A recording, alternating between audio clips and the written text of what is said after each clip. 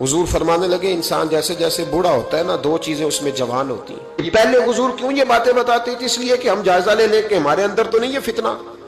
جیسے جیسے بوڑھا ہوتا ہے دو چیزیں جوان ہوتی ہیں۔ یا رسول اللہ صلی اللہ علیہ وسلم وہ کون سی؟ فرمائے ایک اس کا دل کرتا ہے سارا زمانہ مجھے پوچھ کے چلے، میری عزت کرے، وہ سمجھتا ہے کہ اب ہر آدمی مجھ سے پہلے پوچھے۔ اور دوسرا فرمایا جیسے جیسے بوڑھا ہوتا ہے اس کے اندر دولت کا لالچ بڑھتا جاتا ہے، اس کی ذمہ داریاں کم ہو رہی ہیں، پر اس کا وہ لالچ، وہ ہوس، وہ نشہ وہ اتر نہیں رہا، یہ تباہ کر دیتا ہے۔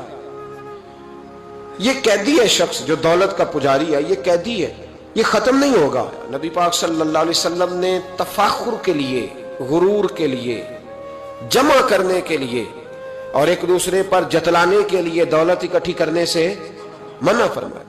ایک شخص گزر رہا تھا تو بڑی تیزی سے گزرا نبی پاک صلی اللہ علیہ وسلم کے سامنے سے۔ حضرت ابو درداء رضی اللہ تعالیٰ عنہ کہتے ہیں ایک صحابی نے کہا دیکھو کتنا چست ہے، کاش یہ چستی دین کے لیے ہوتی۔